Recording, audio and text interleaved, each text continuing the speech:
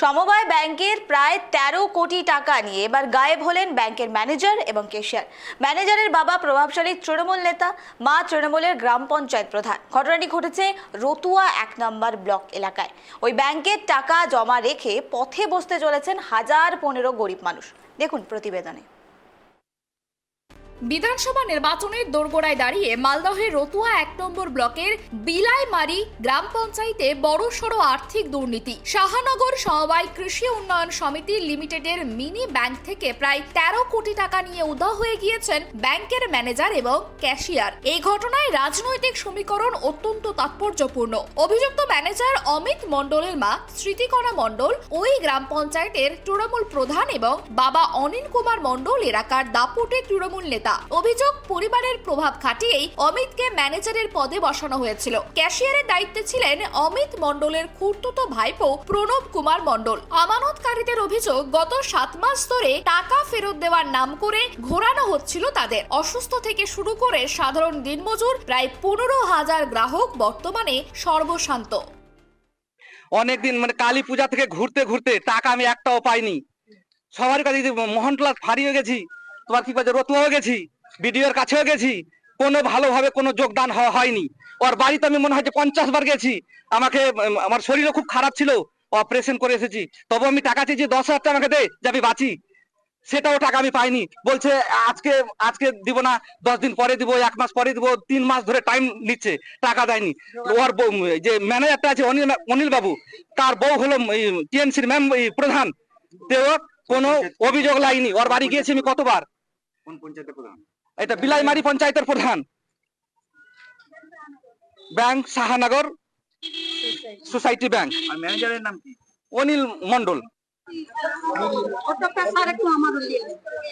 আমার পক্ষে না দুটা নেংরালো লাগছে, টাকা দেয় না। আমার স্বামী খুব অনেক দাম, 40,000 টাকা।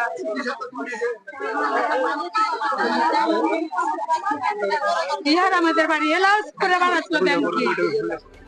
তৃণমূল বিধায়ক সমর মুখোপাধ্যায় স্বীকার করেছেন যে আমানতকারীরা তার ভোটার এবং তারা চরম বিপদে পড়েছেন, তবে তিনি দায় ঠেলেছেন পালিয়ে যাওয়া ক্যাশিয়ারের ওপর। অন্যদিকে ম্যানেজার অমিতের বাবা অনিল মণ্ডলের দাবি, তার ভাইপো প্রণব পাসওয়ার্ড চুরি করে তছরূপ করেছে। যদিও গ্রাহকদের প্রশ্ন, প্রশাসনের মদত ছাড়া এত বড় জালিয়াতি সম্ভব নয়। আমার ছেলেটা অমিত কুমার মণ্ডল ম্যানেজার থাকাকালীন ক্যাশিয়ার আমাদের 3 লক্ষ কোটি টাকার মতন তছরূপ করেছে। 3 কোটির উপরই হবে, কম হবে না। এই তছরূপ করে পালিয়ে গেছে।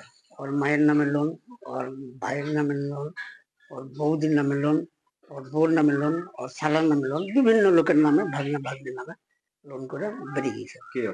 ওই ক্যাশিয়ার প্রণব কুমার মণ্ডল, আমার ভাইপো হয় প্রণব কুমার মণ্ডল। এই এখন পলাতক আপনার জুন মাসের 6 তারিখ দিয়েছে, 4 তারিখ, 5-6 মাস 7-8 মাস হয়ে গেল। এই অবস্থা।